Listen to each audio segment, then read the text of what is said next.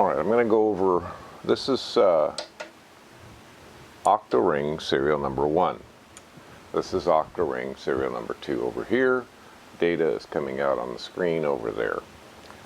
The data goes from this unit to this unit into the computer and up on the screen there. Everything seems to be working really well, but I get a lot of comments on my YouTubes that people don't understand how this thing works. So I'm going to try to go over the components in detail. The first thing that people notice are these heat sinks with the fan at the bottom. This Octoring, this measurement system, has been revised and revised many times, and it's working the best of any of the ones I've made. These would be difficult to remove, and so they remain on the system. They're not generating any power right now, but I'm not taking them off. All right, so I'll do it's all running on battery right now, so I can spin it around. It doesn't have the enclosure on it. But let's just start with this section right here. So this panel right here has a light source, and right now this is a 515 nanometer light source. For the rest of us, it's a white light source. It consumes approximately 1 watt of power, and that is controlled by this power supply here that has a current control feature on it. So when it comes on, you see a little light come on right about there, and that tells me it's being current controlled.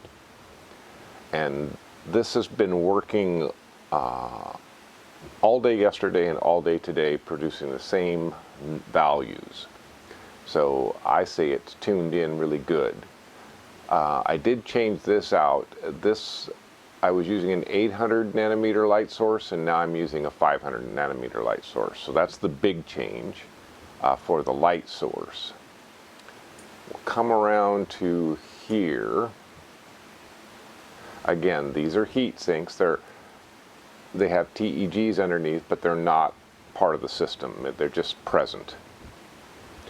This is my terminal block, and this is the main power coming in. You can see we are putting out 12 volts at about 0.074 when it's on delay or idle, and then when it energizes we see 0.128.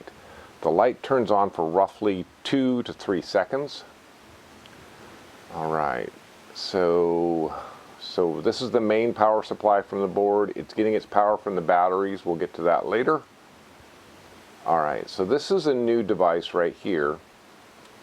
This is my 5-volt source, and that powers up. Let's talk about this one. So this is an ESP32. It's running the latest program. It's broadcasting ESP now to this device and to a bellows that's off screen, and it is reading this light sensor. Now it's putting everything up on the screen up there, and I've got data from, I'll put in this video for overnight. Above the ESP32 is a relay, and that is right here. This relay likes to be level and horizontal to work right. All right, this is a thermocouple reader. Thermocouple, and thermocouple's right up next to the Octoring aluminum, where it will get perhaps the hottest temperature in this space. All right, so here is 3 18650 batteries, and I charge it with a mini USB port right here.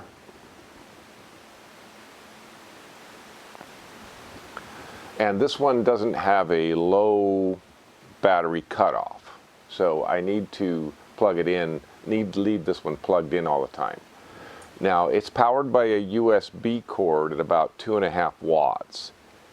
The batteries stay fully charged.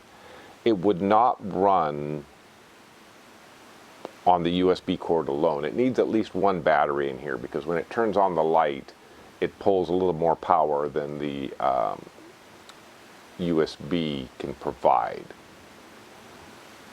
So a battery is important. All right, here's the light source again. Again, a 515 nanometer light source. And this is the current limiting board. It's always providing power, but it's not, if the relay is not engaged, the light doesn't come on.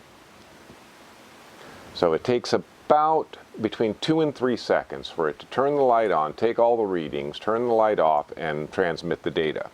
Data comes out here and then out through the computer up on the screen over there. All right. So this, I haven't tried battery life on this, but it has roughly 4 hours of battery life. So if the power went out, it would transmit and provide its information. So what does this do? What this does is monitor the airspace inside, so this area, and measures the amount of light that makes it to the other side and the color of that light that makes it to the other side with very good precision. Very good precision for a consumer level device. I will show you some baseline data. It actually works quite well. I'm really pleased with this. It'll go out on the test chimney later today, but before I enclose it all up, I wanted to go over all the parts.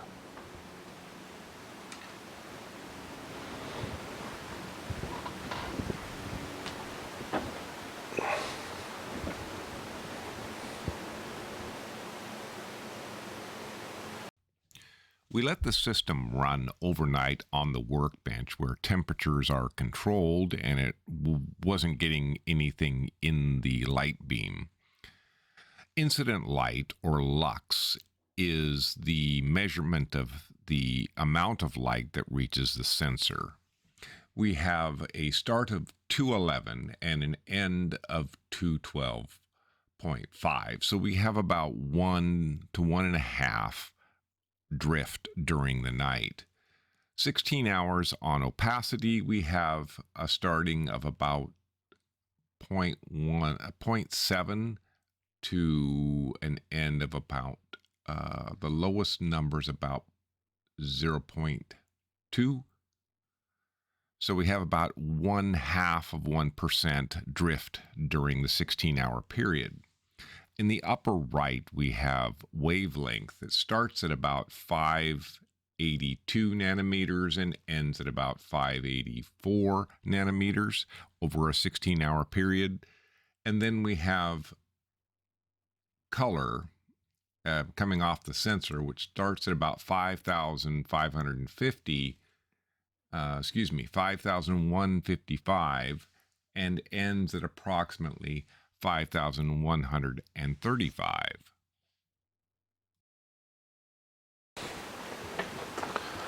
All right, this is the second shot. I want to, this is serial number 1. This is serial number 2. These are both operational. They're built differently. They operate differently. They're running very similar code. This has the latest code. I'll move the code to this one soon. Over here is the output. And this is the receiver box that's transmitting it to the computer. So the transmission goes from here to this device, and then it also is getting some from a off-camera device.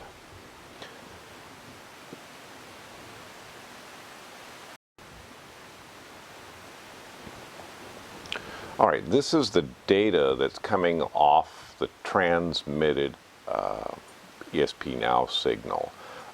It may look a little like the matrix, but I can read it.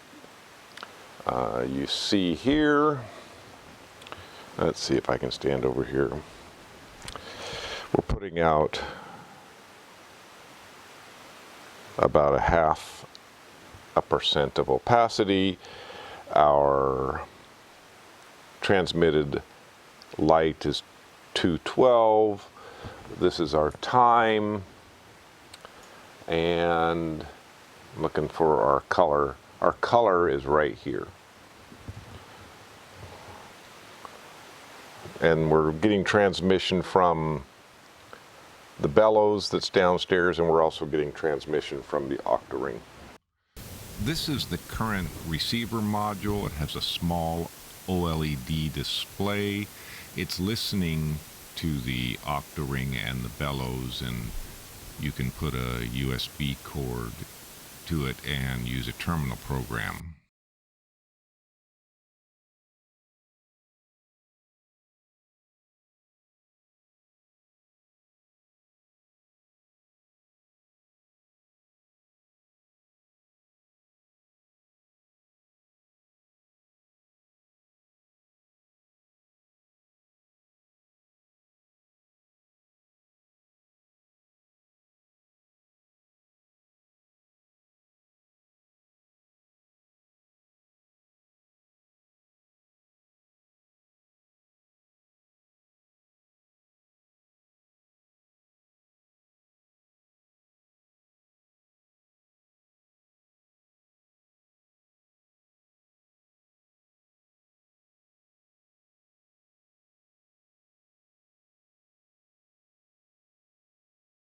I'm going to weigh it.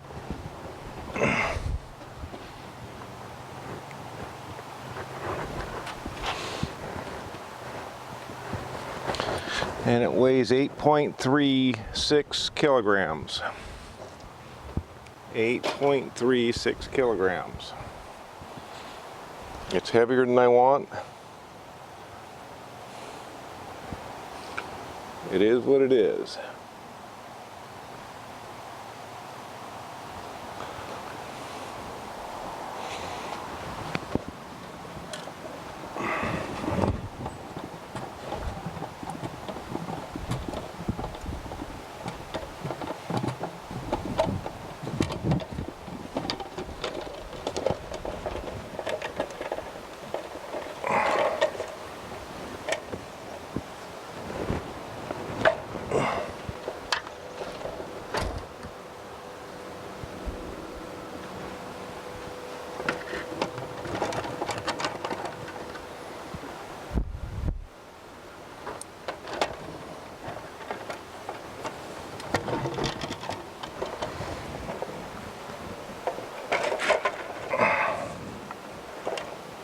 So I want the ESP32 to be facing the house, but I still need to get this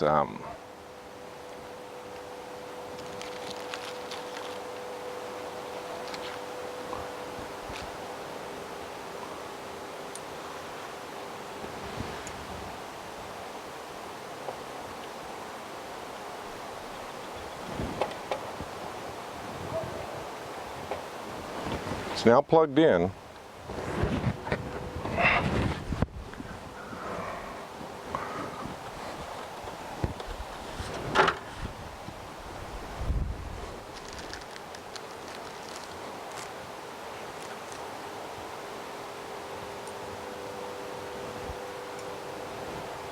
Don't like all that weight, but we'll just go like that. There we go. Okay, so the cord's not touching the chimney.